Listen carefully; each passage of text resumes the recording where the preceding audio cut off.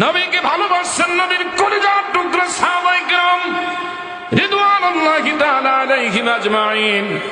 হযরতে আমর ইবনে জামু, যিনি খোরায়া খোরায়া হাঁটতো, এই সাহাবী আমার দয়ার নবী মায়ার নবী মসজিদে নববীর ভিতরে এমন আলোচনা, সবার মধ্যে আলোচনা করতেছে। বাবা আমার দিকে চান। আমার নবীজি বললেন, কে কোথায় আছিস রে? আমি গতকাল রাত্রে খাবের মাধ্যমে দেখলাম 70টা হালাল প্রাণী আল্লাহর রাস্তায় কোরবানি হয়ে গেছে। একটু চিৎকার মেরে বলবেন নি মারহাবা। আমি এমন এমন ঘটনা রাতের বেলায় খাবে দেখছে 70টা হালাল প্রাণী আল্লাহ রাস্তায় কোরবানি হয়ে গেছে। এখন তোমরা কিছু বুঝছনি? সাহাবায়ে কেরাম বলল, ইয়া রাসূলুল্লাহ, আমরা কিছুই বুঝি না, একমাত্র আল্লাহ তার হাবিব দু জাহানের বাদশাহী ভালো জানে। আমার দয়ার নবী ডেকে কয়, এমন এমন বিষয় রে, হক বাতিলের লড়াই হবে। আগামী দিন উহুদের যুদ্ধের দামামা বেজে উঠছে। কে আসিস রে? উহুদের ময়দানে কাফের বেঈমানদের বিরুদ্ধে লড়াই করবা।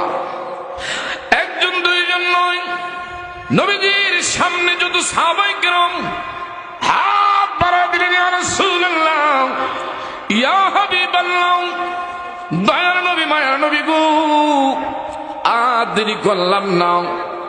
আমরা আপনি নবীর ডাকে দিন রক্ষার জন্য, ইসলাম রক্ষার জন্য, আপনি নবীর প্রেমে আমরা ওয়াকাতরে জান কোরবানি হইতে রাজি। একটু জোরে বলবেন নি সুবহানাল্লাহ। আমার নবীজি বলল, 70 জন লোক উহুদের ময়দানে শহীদ হইবা। এর মধ্যে যাকে নবীজি সেনাবাহিনীর প্রধানের দায়িত্ব বহন করলেন, আমার বন্ধুরা, হঠাৎ করে আল্লাহর হাবিব সাল্লাল্লাহু আলাইহি ওয়াসাল্লামের বাবারা বন্ধুরা সবাই বাড়ির থেকে বিদায় নিয়ে আসবে। এই যে আমর ইবনে জামু অসুস্থ, খোরায়া খোরায়া হাঁটে। বাড়িতে গিয়া কই, বিবি গো, আগামী দিন হক বাতিলের লড়াই হবে উহুদের ময়দানে। আল্লাহর হাবিব সাল্লাল্লাহু আলাইহি ওয়াসাল্লামের প্রেমে ময়দানে হয়তো আমি শহীদ হয়ে যাব। তোমার সাথে ঘর করছি, সংসার করছি, দয়া করে আল্লাহর রাস্তায় আমারে ক্ষমা করে দিও। হয়তো আমি আর তোমার সাথে জান্নাতের সিঁড়ির মধ্যে দেখা হতে পারে। দয়া করে গো তুমি আমারে দায় মুক্ত করে দাও, আমারে মাফ করে দাও। বিবি বলল, আলহামদুলিল্লাহ। 4টা ওনার পুত্র সন্তান, বাবা আমার দিকে যান, এদিক সেদিক তাকায়েন না যতক্ষণ থাকবেন। এ বাবারা বন্ধুরা, অন্তরে কান এবং ধ্যান দিয়া আমার নবীর প্রেমের আলোচনা যাদের অন্তরে ভালো লাগে, আপনি ইমানদার। নবীর প্রেমের আলোচনার দ্বারা যদি কারোর গায়ের মধ্যে গাত্র দেওয়া শুরু হয়, অ্যালার্জির ভাব শুরু হয়, বুঝতে হবে নামে মুসলমান, হাকিকতে মুনাফিক। এই জাতের কিছু নামদারি মুসলমান এখনো সমাজে আছে, পূর্বে ছিল, কিয়ামত পর্যন্ত থাকবে। আমার নবীর নাম তার অন্তরের মধ্যে আমার ভাইরা বলই খারাপ লাগে। যারা নবীর প্রেমিক, নবীর আশিক, যারা ইমানদার, আমার নবীর আলোচনার দ্বারা তার অন্তরের মধ্যে প্রশান্তি লাগে। একটু আওয়াজ দিয়া বলবেন নি মারহাবা। নয়াকান্দি গ্রামের বাবারা, তুমি আমি নবীর ভালোবাসি, কিন্তু আমার নবীর অপমান, আমার নবীর বিরুদ্ধে কেউ যদি কথা বলে ময়দানে ডাক আসে, তখন কিন্তু ময়দানে অনেকের দেখা যায় না। এ বাবারা বন্ধুরা, এটা কোনদিন নবীর প্রতি ভালোবাসার দাবি আদায় হয় না। যদি ইমানের আমার বাবারা বন্ধুরা তেজ থাকে, পাওয়ার থাকে, সত্যিকার অর্থে আমার নবীকে নিয়ে যদি কেউ খাটো করে কথা বলে, আমার নবীকে নিয়ে যদি অবমাননা করে, আমার বাবারা বন্ধুরা, তাহলে আমার আপনার জীবন যদি নবীর শান ও মান আজমত রক্ষার জন্য জীবন দেওয়া লাগে, আমার আপনার জীবন দিতে হবে হাসরের ময়দানে। নসেত তুমি আমি আমার আল্লাহর দরবারে বাবারা বন্ধুরা আমার নবীর সামনে দাঁড়াইতে পারবো না। কথা জোরে বলেন, ঠিক না ঠিক? হায় রে, নবীর বিবি সাহেবানরা এরা হলেন আমাদের আম্মা জান, এরা হলেন আমাদের কি আম্মা জান। যে খাদিজাতুল কুবরার ব্যাপারে আমার বাহেরা তাহেরা, ইনাকে পবিত্রতা আমার আল্লাহ ঘোষণা করেছে আমার নবীজির মাধ্যমে। আল্লাহ পাকের পক্ষ থেকে যে মা খাদিজাতুল কুবরা রাদিয়াল্লাহু তাআলা আনহাকে আমার আল্লাহ স্বয়ং সালাম প্রদান করেছে, একটু জোরে বলবেন নি মারহাবা। যেই মা খাদিজাতুল কুবরা আমাদের আম্মা জান রে আমার আল্লাহ পাকের পক্ষ থেকে সালাম দেওয়া হয়েছে, এই মা খাদিজাতুল কুবরাকে নিয়ে আমাদের দেশের এমন একজন বাবারা বন্ধুরা বক্তা, ইনি বলতেছে মা খাদিজাতুল কুবরা জীবনে এক ওয়াক্ত নামাজ পড়ে নাই, জীবনে রোজা রাখে নাই। আমার নবীর বিবি আমাদের আম্মা জান মা খাদিজাতুল কুবরা রাদিয়াল্লাহু তাআলা আনহাকে নিয়া এই ধরনের অবমাননা করছে। ইতিপূর্বে আরেকজন আমার ভাইরা ফেমাস বক্তা, যিনি আমার ভাইরা এমন ইসলামিক স্কলার, আমার নবীর বিবি আমাদের আম্মা জানের বিরুদ্ধে, নবীর বিরুদ্ধে কথা কওয়ার কারণে সমাজের মধ্যে নবীর প্রেমের পাগলেরা সুরে ফেলছে। কথা বলেন, ঠিক না ঠিক? আবার নতুন আরেকটা পাগলের আমদানি হয়েছে, ইনি বলতেছে আম্মা জান মা খাদিজাতুল কুবরা রাদিয়াল্লাহু তাআলা আনহা জীবনে বলে এক ওয়াক্ত নামাজ পড়ে নাই, রোজা রাখে নাই। বলেন তো আমার ভাইরা,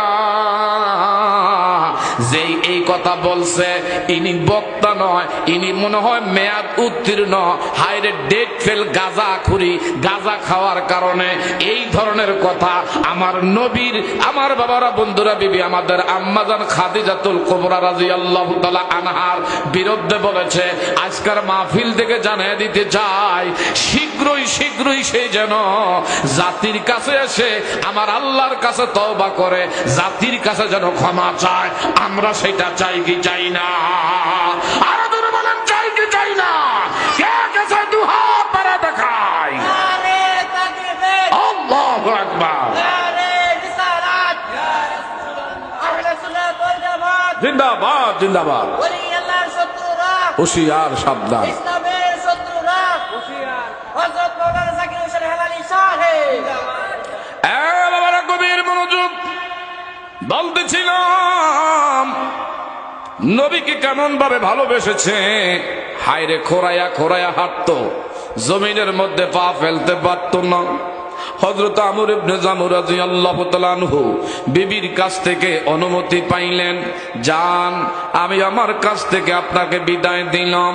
ওনার 4টা পুত্র সন্তান ঘরের থেকে আওয়াজ পাইছে, বাবা উহুদের ময়দানে আমার নবীর প্রেমে যুদ্ধ করতে যাবে। এদিকে চান আমার নবীর প্রেমে জান কোরবান করবে। 4টা ছেলে ডাক দেখো, বাবা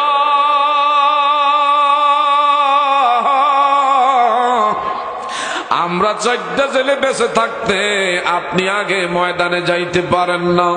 যদি নবীর প্রেমে আল্লাহর দিন রক্ষার জন্য যদি কোরবানি হওয়া লাগে, আমরা 4টা ছেলে কালিমার জন্য, ইসলামের জন্য জান কোরবান করে দিব। একটু জোরে বলবেন নি মারহাবা। এ বাবা গভীর মনোযোগ, কাছে এসে বলেন বাবা না, আপনি বিদায় নিতে পারেন না, আমাদেরকে মা তুমি আগে বিদায় দাও। ও নয়াকান্দি চণ্ডীশ্বর গ্রামবাসী, বিশেষ করে কাশীপুর এলাকাবাসী, আশেপাশের বিভিন্ন এলাকা থেকে আগত, দয়া করে যারা এখানে আছেন গভীর মনোযোগ আমার দিকে খেয়াল করেন। আমার ভাইরা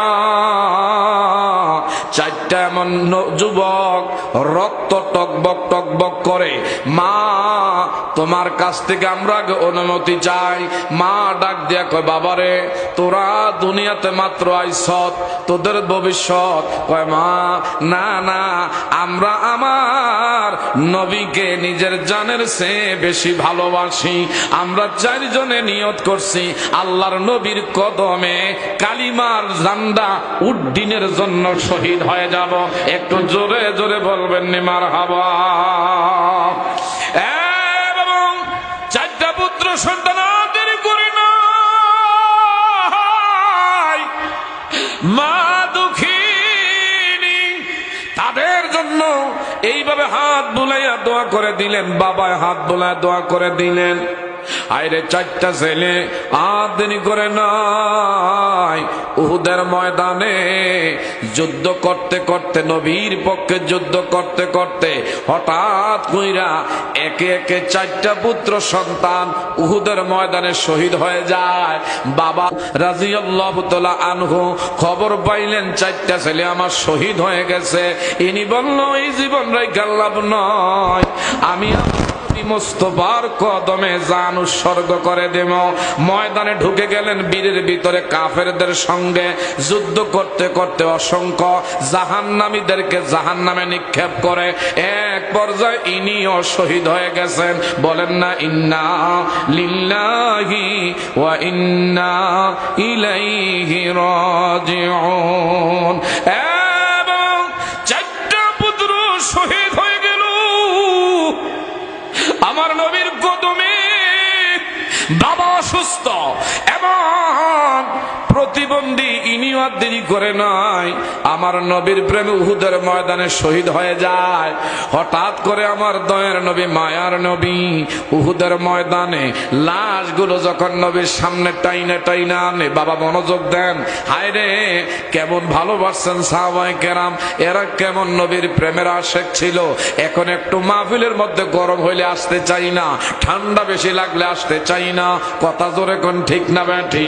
হায় রে আমার নবীর প্রেমে চারটা পুত্র সন্তান শহীদ হয়ে গেলেন, বাবা শহীদ হয়ে গেছে। আমার নবীর সামনে উহুদের ময়দানে 70টা তাজা শহীদের লাশ টাইনা টাইনা যখন সামনে আনে, আমার নবীজি কয় হায় রে 70টা লাশের মধ্যে আমি 68টা লাশ পাইলাম, এখনো 2টা লাশ আমি কেন দেখতে পাই না? সাহাবায়ে কেরাম বললেন ইয়া রাসূলুল্লাহ, ইয়া হাবিবাল্লাহ, আরো 2টা লাশ কার? আমার নবী কয় আরেকটা লাশ হইল আমার চাচা বীরে আমির হামজা রাদিয়াল্লাহু তাআলা আনহু। আমার নবীর চাচা আমির হামজা উহুদের ময়দানে কাফের বেঈমানদের বিরুদ্ধে কালিমার পতাকা উড্ডীনের জন্য ময়দানে আর দেরি করে নাই, শাহাদাত বরণ হয়ে গেলেন। কত নৃশংসভাবে উনি শহীদ হয়েছে। হযরতে আমির হামজা রাদিয়াল্লাহু তাআলা আনহুর বক্ষটা বিদীর্ণ করলেন, এই বকটা ছিঁড়ে আমার বাবারা বন্ধুরা এমন কলিজা নারী সব বুড়ি বের করলেন। এমনকি আমার ভাইরা হিন্দা নামের একজন মহিলা নবী বিদ্বেষী ছিল। এই হিন্দা নামের মহিলা আমার নবীর চাচা বীর আমির হামজার এমন কলিজা বের কইরা এইভাবে চিবাইয়া চিবাইয়া আমার ভাইরা খাইছে। হযরত আমির হামজার হাত এক জায়গায় কাইটা রাখছে, পা গুলো আলাদা করছে, নাক কাইটা আলাদা করছে, কান কাইটা আলাদা করছে, দেহটারে আলাদা করলেন, মাথাটা আলাদা করলেন, বিভিন্ন জায়গায় ছড়াইয়া ছিটিয়ে নবীর চাচা আমির হামজার লাশ এইভাবে বিভিন্ন জায়গায় ছড়িয়ে ছিটিয়ে এলোমেলো অবস্থায় আমার নবী ডাক দেয়া কয় হায় রে সবার লাশ আমি নবী পাইলাম, এখনো 2টা লাশ আমি দেখতে পাই না। আমার চাচা আমির হামজা আরেকজন ছোট্ট সাহাবী, বামন সাহাবী। আমার বাবারা বন্ধুরা, হায় রে যেই লোকটা আমার নবীর প্রেমে নিজের বাড়ি ঘর ত্যাগ কইরাও,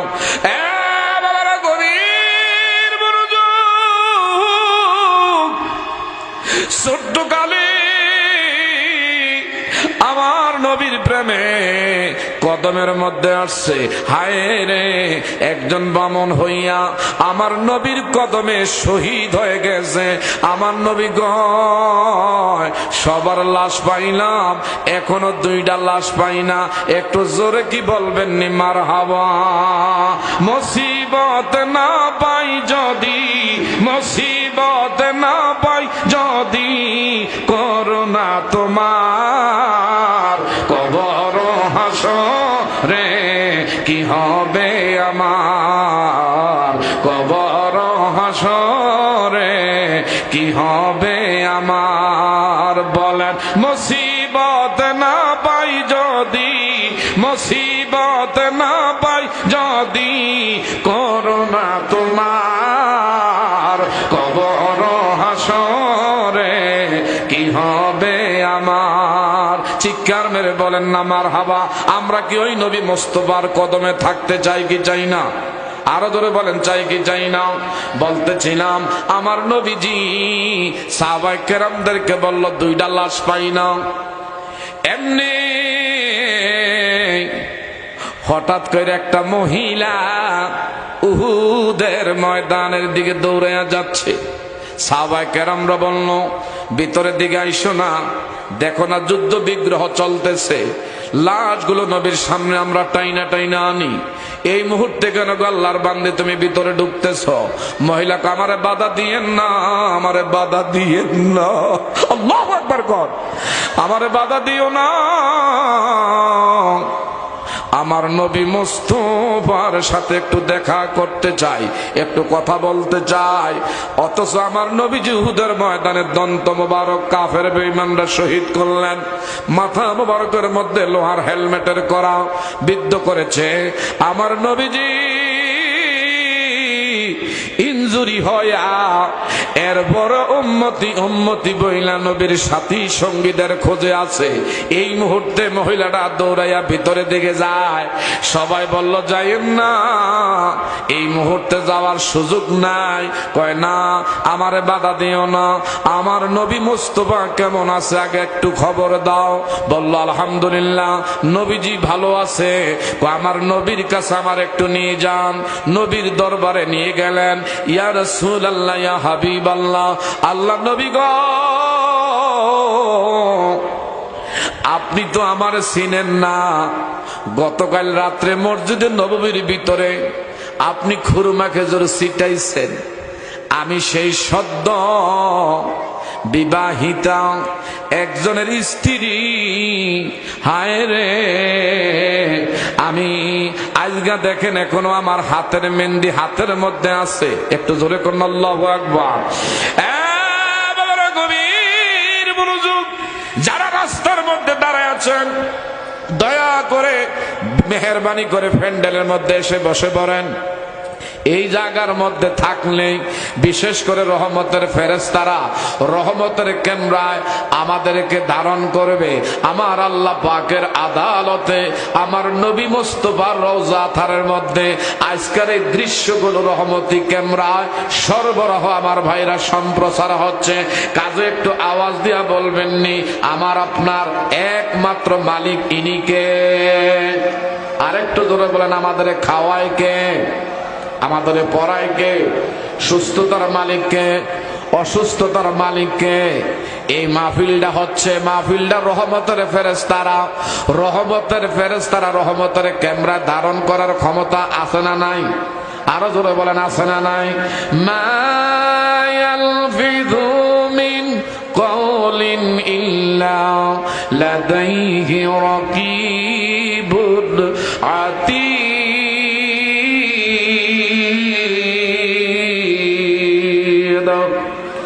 আল্লাহ পাক বলে, বান্দা যা বলো যা করো সব আমি আল্লাহ রেকর্ড করে রাখি, ভিডিও করে রাখি।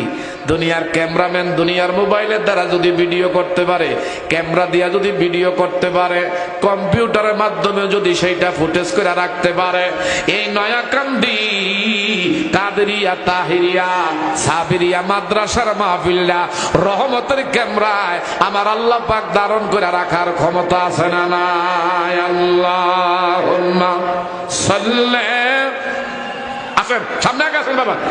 সাইয়্যিদিনা মাও। বাবারা ডান দিকে যারা আছেন মাঝখানে জায়গাটা একটু পুরা করে বসুন। ওয়ালায়ালি আমাওলানা, এই দুনিয়া পরে থাকবি, আমরা একদিন থাকবো না, সবাই মোদের ভুলে যাবে, রাসূল আপনি ভুইলেন না। আল্লাহ মারহাবা মারহাবা। সাইয়্যিদিনা মাও ওয়ালা আলি মাওলানা। এখন তো মাত্র একটা সুন্দর হয়েছে, কথা কোন ঠিক না ঠিক? বক্তার সামনে কথা না কইলে বক্তার কি ভালো লাগে? বক্তার সামনে শ্রোতা থাকলে কথা কইতে ভালো লাগে। প্রথম তো যে অবস্থায় ছিলাম, হাই রে মাইক ম্যান আর আমি, এখন তো আলহামদুলিল্লাহ মাঠটা মোটামুটি ফাঁসজোড়া হয়ে গেছে। কি বলেন, কথা ঠিক না ঠিক? নতুন বিয়া যারা করে, হাই রে সংসারটা করতে গেলে এটা মেসুট হইতে সময় লাগে, নতুন বাজার হইলে মিলাইতে একটু সময় লাগে। কথা জোরে কোন ঠিক না ঠিক? আমার এখন নতুন, যদিও মাহফিলের ওয়াইজিন আমি কিন্তু নতুন না, এই মাহফিলের প্রথম মাহফিলের মধ্যে আমি ছিলাম আলহামদুলিল্লাহ কোন, কিন্তু আজকের টাইমটা একটু ব্যতিক্রম টাইম। যা হোক, আপনাদের উপস্থিতি দেখে সরগরম দেখে এখন একটু ভালো লাগতেছে। একটু জোরে বলবেন নি আলহামদুলিল্লাহ। বাবা গভীর মনোযোগ। ওই মহিলাটিকে বললেন, ইয়া রাসূলুল্লাহ, ইয়া হাবিবাল্লাহ, দয়ার নবী গো, এখন আমার হাতের মেহেন্দি হাতে দেখেন। নবীজি কয়, তুমি কে? গতকাল না মসজিদে নববীর ভিতরে আপনি বিবাহের সরা পড়াইছে, আমি সদ্য বিবাহিতা। এমন সে হানজালার, আমার স্বামীর নাম হানজালা। উহুদের ময়দানের দামামা যখন বেজে উঠছে, আমার স্বামী আজগা যদিও শহীদানদেরকে বিনা গোসলে দাফন করার নিয়ম শরীয়তি বিধান, কিন্তু রাসূলুল্লাহ আমি এই জন্য দৌড়ে আসছি। আমার স্বামী শহীদ হয়েছে, কিন্তু আমার স্বামী না পাক, কাজে আরে গোসল না দিয়া কিন্তু দাফন করেন না। আমার নবী বলল, আল্লাহর বান্দি কি বলতেছ? এমন এমন বিষয়, রাতের বেলায় একই বিছনায় দুইজনের সাক্ষাৎ, আমার স্বামী খালি গোসলখানায় গোসল করতে যাবে, কে জানি এইভাবে ঘরের পিছন দিয়া ডাক দিয়া বলে, কে কোথায় আছিস রে? তোরা জানোস না আমার দয়ার নবী মুস্তাফার কাফের বেঈমানরা উহুদের ময়দানে দুনিয়ার জমিন থেকে চির বিদায় করে দিয়েছে। নবী নাই, নবী নাই। এই সোনার সংসার কইরা কি লাভ যদি নবী মুস্তাফা বেঈমানদের হাতে, আমার নবী যদি বিদায় হয়ে থাকে? আমার স্বামী এক সেকেন্ড আর দেরি করলো না। আমি বললাম, আগে গোসল সারেন। বিবি গো, কাল লাইগা আমি গোসল করব। কোন নবী? যেই নবীর চারানোর দিকে তাকাইলে জাহান্নামের আগুন গো হারাম হয়ে যায়, যেই নবীর চারানোর দিকে তাকাইলে আল্লাহর জান্নাত ওয়াজিব হয়ে যায়, যেই নবী মুস্তাফার চারানোর দিকে তাকাইলে খোদার যন্ত্রণা নিবারণ হয়ে যায়, এমন নবী বলে উহুদে নাই। আর গোসল করলাম না গো বিবি, হাসরের ময়দানে আল্লাহর জান্নাতের সিঁড়ির মধ্যে তোমার আমার দিদার হবে। একটু চিৎকার মেরে বলবেন নি মারহাবা। ও প্রিয় হাবিব, আশিকদেরকে রাখছো কেন দূরে? ও প্রিয় হাবিব, পাগলদেরকে রাখছো কেন দূরে? বলেন ও প্রিয় হাবিব, হাবিব আশেকদেরকে রাখছো কেন দূরে সালমান পারসি পাগল হইয়া পাইল নবীরে সালমান আনা আহলে বায়াত বংশ তাহারে ও প্রিয় হাবিব পাগলের রাখছো কেন দূরে বলেন ও প্রিয় হাবিব পাগলদেরকে রাখছো কেন দূরে অসগুরুনি পাগল ছিল জুব্বা দিলা দারি আমরা পাগলা কিছুই চাই না চাই জি তোমারে ও প্রিয় হাবিব পাগলের রাখছো কেন দূরে বলেন ও প্রিয় হাবিব আশেকদেরকে রাখছো কেন দূরে একটু আওয়াজ দিয়া বলবেন মারহাবা।